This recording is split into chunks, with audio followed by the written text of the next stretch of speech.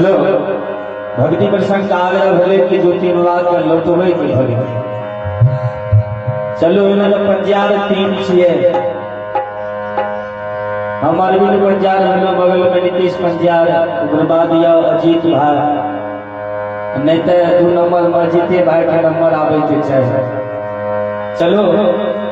लौटानिए भागे था महासन से हरि ठाकुर जी के दरबार में हम प्रस्तुति कर रहे हैं। धाम के दरबार में यज्ञता श्री आदरणीय माननीय परम पूज्य श्री श्री 1008 नरेंद्र बाबा दास बड़े 301 रुपया प्रदान मिलती हम पूरे बाल मंडली मैं अरविंद पंचाल बाबा के चरण में करोटी नमन करता हूँ, आशीर्वाद चाहता हूँ जिससे कि इस समाज में परिवर्तन का कार्य करते हैं। एक बार बाबा के नाम का जोरदार आवाज लगा दी।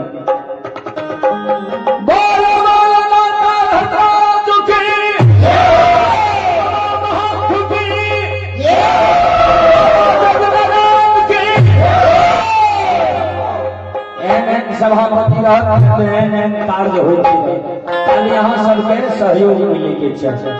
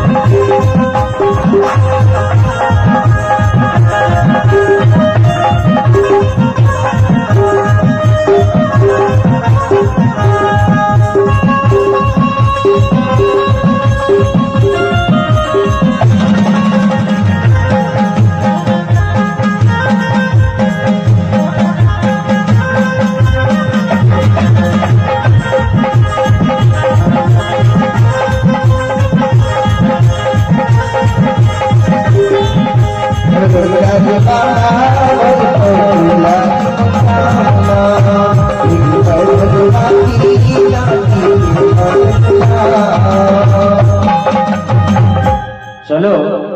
भक्ति प्रसंग में ज्योति बाबा जब कदली गेल रहे क्या की मिलाधारी धर्मराज ज्योति बाबा का 12 वर्ष बिना अन्न जल के शरीर बिना निंद नारी जूरी छाहर के भजने और कदली जाए के बेर में इतना पहले के समय में अगर केकरो बेटा भी पंजाब दिल्ली या बंगाल जाए खटैले तो माय के कहे के देना रहे कि माय के 2 महीना 4 महीना या साल 2 साल रहो वही ज्योति बाबा माय के कहना गेलई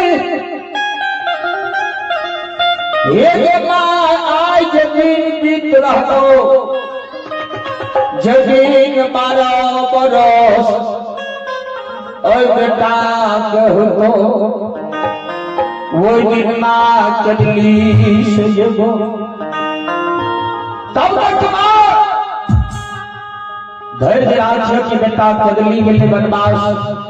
और कदली से है वो दिन से समाज बाबा हो माँ एक दिन का घीन चुटकी पर दीन दीन के सपना बना लई और सपना जोड़ जोड़ महीना बनावई महीना जोड़ साल साल जोड़ 12 साल। ओ भगवान धर्म के हमारे 50 साल है त्याग लकड़ी खोसने जाए बेटा क्या साल हो वो दिन ज्योति बाबा गला बार लकड़ी खोस के मैं धर्मात्मा का परोस कदली में हुआ तो मातारा वो दिन माँ जानी है मन बता ठाकुर जी आज हमारे बेटा के 12 बरस आया नहीं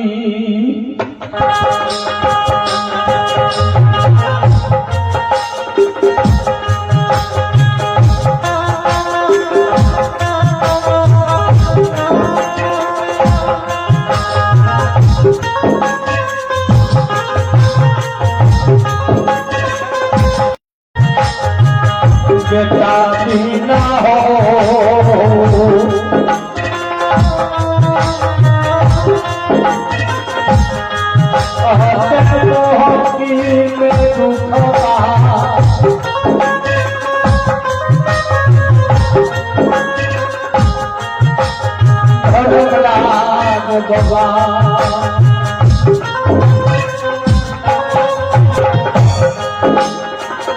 के पार होते माता बाबा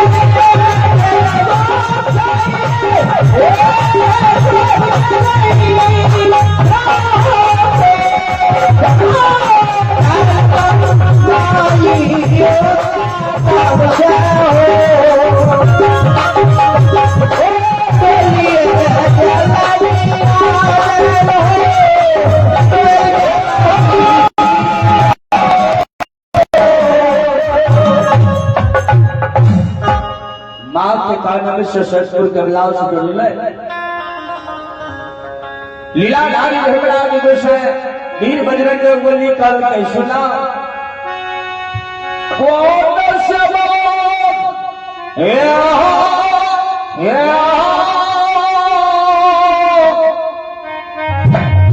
तू खबर इंद्र तू भुमान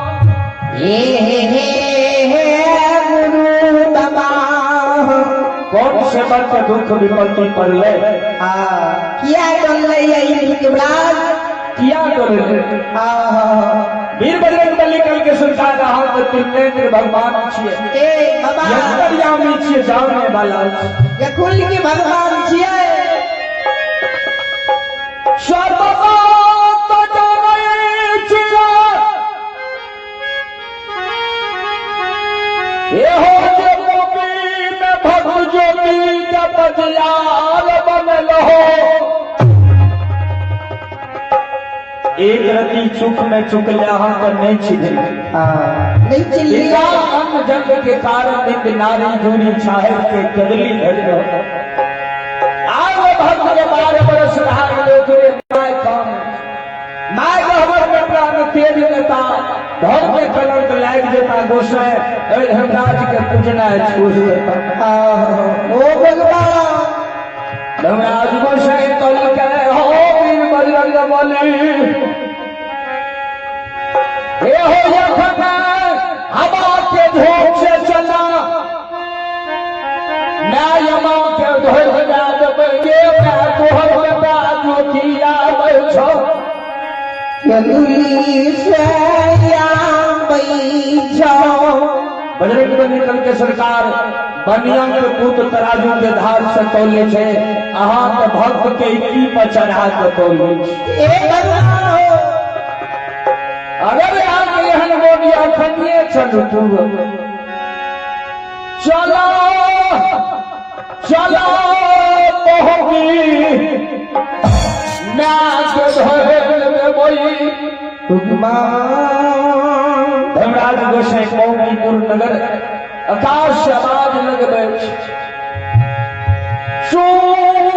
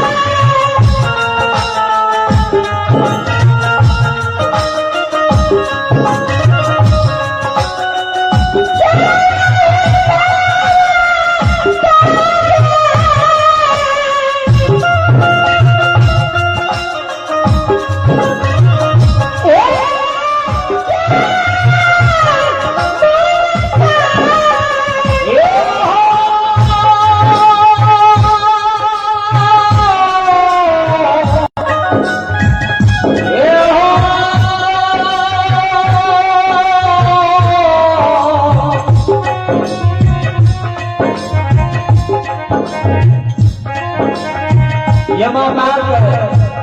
लीलाधारी ठाकुर जवाब लगते त्रिशूल तोहर बेटा ज्योति पंचाल भगवतिया फलियो बसिया बाबू